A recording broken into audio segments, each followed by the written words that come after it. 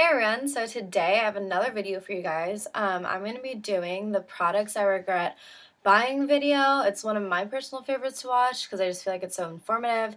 And but before I get into that, there's just like two things I want to talk about. Okay, so Jessica so kindly gave me a camera that's better quality, and I used it for my last video, so I definitely feel like the quality was a bit better. But the problem is I filmed like another video with it, and it refused, like absolutely refused, to import into my computer. So I was kind of really frustrated and traumatized by that. So I'm probably not going to attempt to film something on that camera for a while, just because it's really frustrating when you put in like 30 minutes of filming and then you go to record it, and you go to import it, and it is basically like, screw you, not happening.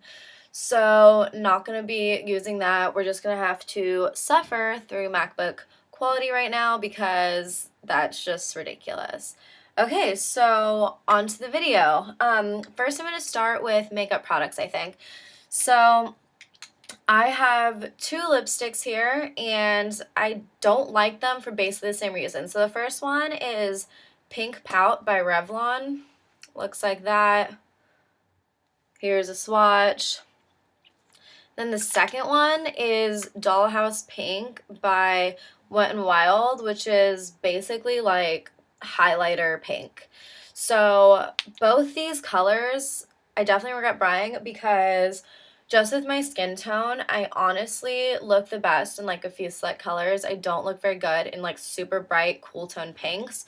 Those just do not work for me, and especially a lot of just like bright pinks in general clashes with my hair, just because my hair is like so colorful, you know, it's got that auburn and then like it's kind of orange at the tips, and it just does not look good with bright pink at all. So I definitely regret buying both of these just because you know, I tried to like go out of my comfort zone and it just does not look good on me at all. So then the next thing, this is also a lip product. So just the e.l.f. conditioning lip balm.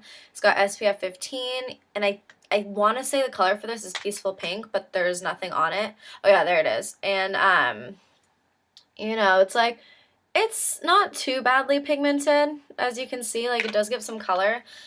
But there's two things I don't like about this. One, it makes my lips burn, literally burn. How is this conditioning if I have a burning sensation when I'm wearing it? Because that definitely feels the opposite of conditioning. And then the other problem I have is that naturally my lips are really pigmented. It's kind of like a reddish purple. So once again, it goes back to the problem of like really cool tone pinks. It mixes weird with my lips and just does not look flattering at all. So it's hard for me to wear this because it hurts and because the color is so bad for my skin tone. So yeah, that's out. And then I have two eyeliners. So I have the Makeup Forever waterproof eyeliner pencil in just black. Then I have the famous MAC Feline eyeliner. Yeah, like this one was like a big like YouTube thing, like, oh, it's the best and it's so creamy and it's so black. But so the problem I have here, I guess I'll make swatches. I made swatches of these last night and they're still kind of on my hand a little bit. So this is Feline, like that goes on really black. This is the Makeup Forever. It's obviously less black, less creamy. But the problem I have, I feel like these basically the only time I'm using a pencil eyeliner, because usually I just kind of smudge out eyeshadow around my lash line, the only time I use a pencil eyeliner is when I'm using Urban Decay Primer Potion. So I'm like putting on other eyeshadows, and these interact really bad with Urban Decay Primer Potion. I use the matte one in Eden, and like I feel like that makes these eyeliners kind of skip. So like you have to try and drag it really hard to get like a good line, because it does not go on this easy on your eyelids when you have the primer potion on. So, and I also just feel like these are both kind of expensive. Like I think they're around like $20 each. And I feel like the drugstore does eyeliner just as good, you know, if not better, considering the price decrease that you're going to get at the drugstore. So you might as well skip the high-end eyeliners, just stick to a good drugstore one, and you'll be more than fine. And so the next thing I have is the e.l.f. Maximum Coverage Concealer. I have this in porcelain. So, you know, e.l.f. is one of those brands. Everything costs, like, I'd say about $1 to $5 because they do have things that are about $5 now each. And it's one of those things you kind of want to take with a grain of salt. You're like, okay, it's inexpensive makeup. I'm not paying very much for it, so you're not going to want to expect the world.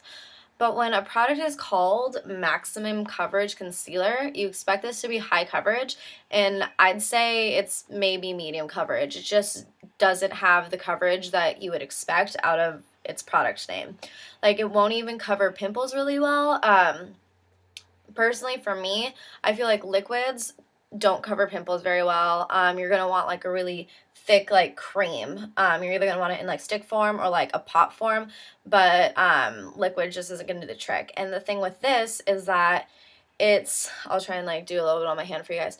The thing with this is that it's kind of almost like a gel consistency, and it's too thick for under the eyes, if you ask me. This kind of becomes like a little bit of like a creasy mess under the eyes. So the only two things I generally conceal on my face are under eye circles and pimples, and it doesn't really work for either of them, so I don't really have a use for it. If you had maybe like mild hyperpigmentation, then that might work for you, especially if you don't really want to be using foundation all over the face and you just want to spot conceal. It'd probably work okay for that if you go over it with like a powder, but it doesn't really work. Okay, so the next thing is Benefit Moonbeam. I've used about half of this, and I'm probably going to finish using it, but this is just a weird product because you look at it and it looks gold, right? It looks kind of a gold skin tone. And then you take it and you like put some on your face, hands, whatever, and you rub it out. Can you even see that? Wait, I suck at this. Can you even see that? No, not really. Well, it turns like hot pink. It has a hot pink iridescence. So I feel like I'm kind of too pale to really work this very well. It just isn't that flattering. And okay, look how disgusting this top is. It leaks all over the place. Like, this grosses me out a lot. Look at that. So the Benefit products are, you know, known for being really expensive. This stupid little thing was like $30, and I'd say probably like a quarter of the product has spilled out and crusted around the top. So I'm definitely not going to be repurchasing this because it's crappy packaging and the product just like isn't that good. It's overrated. If you want to spend your money on a highlighter from Benefit, get What's Up. Like, it's amazing. It's beautiful. It works on like all skin tones. And it's in a stick form, so it's not going to crust up everywhere. So that's really annoying. So we're done with makeup products because for the most part, when makeup products don't work for me, I either return them or I throw them out because like a lot of foundations make me break out. Like just to run through some foundations that I definitely have regret purchasing in the past. It's like MAC Studio Sculpts, that made me break out, MAC Studio Fix Powder, that made me break out, and Revlon Color Stay, that made me break out super bad. So those are on my no list, not happening. Okay, so I have two skincare products for you, and I'm going to kind of clump them together because they're kind of the same thing.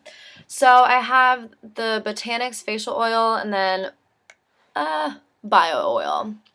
So both of these are just facial oils. It's meant for dry skin, and they both have ingredients in them that are supposed to help get rid of any sort of scarring, hyperpigmentation, that sort of thing. So I got them so that I could kind of fade some like acne scars, just because I think because I'm so fair, I just like scar really easily.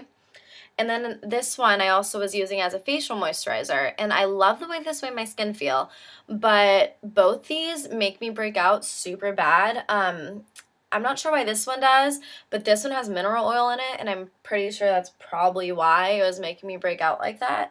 So, you know, that's a bummer, but what can you do? And then, so I have two hair products for you. So this one is the Paul Mitchell Texturizing Sea Spray. It's from the Awapui line. I think it came out like a year or two ago. No, must have been at least 3 years ago because it won an Aller 2010 thing. So this, okay, this tells you, okay, basically tells you it's gonna give you a beachy hair texture while balancing moisture for a healthy looking finish. So I like the texture this gives my hair. I like the way it makes it look, but it seriously makes my hair feel like straw. There's nothing moisturizing whatsoever about this product. I feel like half the time Paul Mitchell slaps the word moisturizing onto their product descriptions, even though their products in no way fit that category. So, this, I use it sometimes, but ever since I bleached my hair, I've been kind of careful about using things that make it feel better, not worse. So I have not been able to use that just because, you know, my hair needs a little extra help after the bleach, and that is counterproductive. So the next thing, I'm actually throwing this away. I feel bad about it because I think I've only used like probably like that much of it, but it's the Paul Mitchell Thicken Up. So the thing with this, it's a product that you're going to want to put in damp hair, blow dry. It's supposed to make your hair feel thicker and fuller. And once again, it also oh, it adds softness and shine. It does not do that. In fact, it doesn't add anything. It's just kind of, to me, it feels like I'm just putting in a gel in my hair. You know, maybe it's because I have, you know, I kind of have, I don't have super thick hair, but I don't have thin hair. So it's like I kind of have medium hair. And so it doesn't really do the trick. And if you want a product that makes your hair feel thicker, there's countless other products that do this, will do what this is supposed to do and do it better. So yeah, this is just kind of a waste of money. I don't really see the point, and I also stay away from the blow dryer. And generally the rule with thickening products is that you need the heat to get the cuticle to expand to make it feel thicker. So, you know, I'm not even really doing to my hair what would need to be done to have this work. And then even when I do, I just don't feel like I get any results that are noticeable at all. So yeah, that's all the products I regret buying. I hope this was informative. And, you know, once again, just like keep entering my giveaway. You can enter it until tomorrow. Tomorrow it's over, and then I'll probably announce the winners later this week. And yeah, let me know what sorts of things you guys want to see, and have a good one. Bye.